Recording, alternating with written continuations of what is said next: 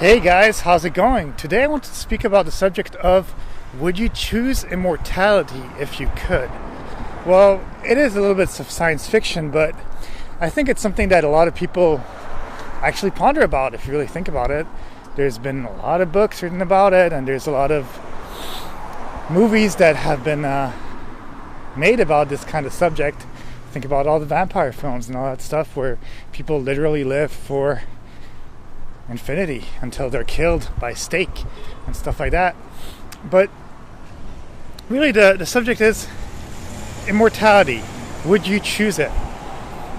Honestly, I'm not really sure if I would.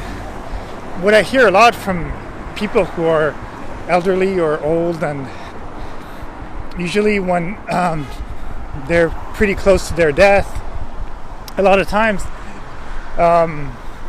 I've heard a lot of older people regret or be sad about the fact that a lot of people from their family, a lot of their friends, a lot of people in their life have passed away. And once all these people have passed away, they feel like they're the last remaining person, and they get sad because obviously they've lived this whole life with all these people, these friends that they've used to hang out with, and it is depressing to see everybody go. So definitely that is one thing to take into account.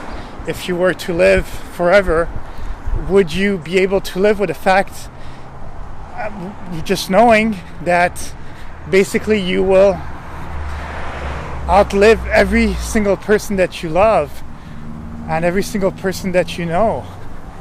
And also another thing is, I think it's kind of cool if you really think about it, is if you could live for a very long time, you could see where technology goes. You could also see where the world is headed.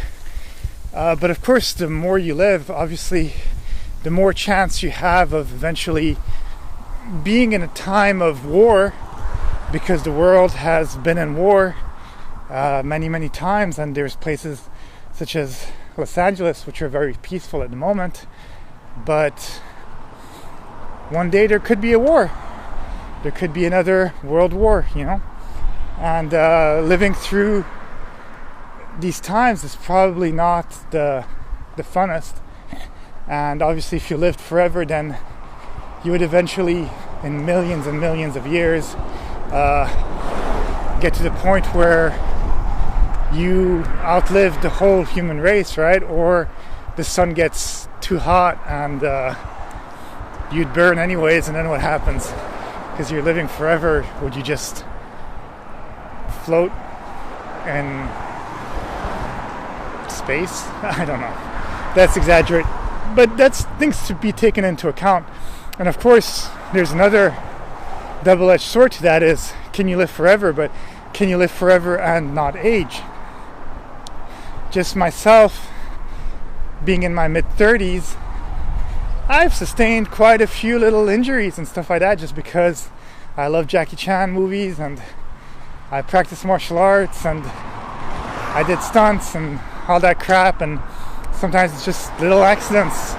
While you're walking, you can tweak this and that, and over the decades and over the years, definitely you build up a ton of scar tissue in some areas, and you have little aches and pains here and there, It's always surprises me sometimes how much the body can recover and how much you can actually heal, and then you're like as if nothing happened. But I mean, how much could your body really withstand, if that makes sense? Eventually there's a certain point where you just wouldn't be able to handle it anymore, But then, if you tell me, would you like to have immortality, but at the same time be able to sustain and have a body that's injury-free and a brain that doesn't wither and become less good? Or if I became senile at some point, is that still a life, So then you're just living all this time without being able to enjoy, really. And then at the same time, the thing is that if you knew that you would live forever, would you still try to do all the things you're trying to do in life, such as succeed, maybe have a family? Would you even care? Would you just be lazy all the time? And then you could just literally spend hundreds and hundreds of years just not doing anything, just being asleep.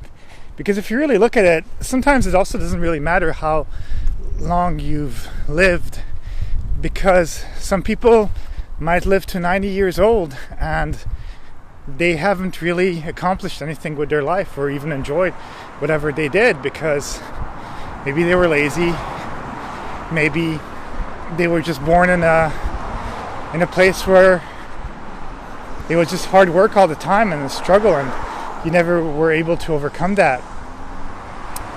But at the same time, you could be living 30 or 40 years and accomplish all these crazy things.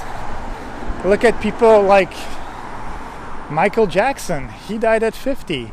And yeah, of course, he had a very tough life in some way, because his dad and family like pushed him so much from a very young age. But then you're thinking, wow, by the time he was 16, 17, or even younger, he had just accomplished so much, had made so much wealth, and had just created so much.